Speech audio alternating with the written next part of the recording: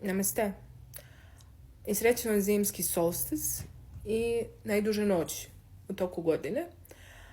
I s obzirom da ja uvek 21. krećem sa 12 dana manifestovanja na mom srebrnom članstvu na YouTube kanalu,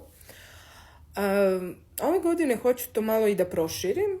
Naravno, za srebrne članove će početi danas manifestovanje nordijskim metodom plus 12 arhanđelskih straža, u suštini 12 meditacija sa arhanđelima. Za sve druge želim da ovih 12 dana, pošto ću postovati svaki dan u narednih 12 dana,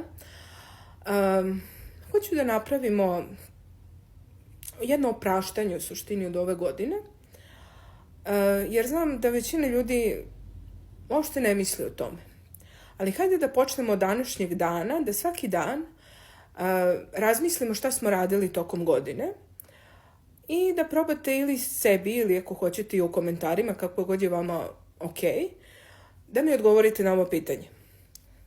Svaki dan će pitanje biti drugačije, a danas krećemo od toga zašto ste zahvalni u ovoj godini.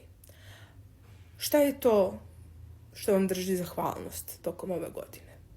Možete napišite u komentarima, možete podelite ovaj video i svaki sledeći sa osobama koje su vam drage, a u svakom slučaju napišite negde u svesku ili negde da vam bude pred očima i stvarno razmislite o tome zašto ste zahvalni, a desilo vam se u ovoj godini.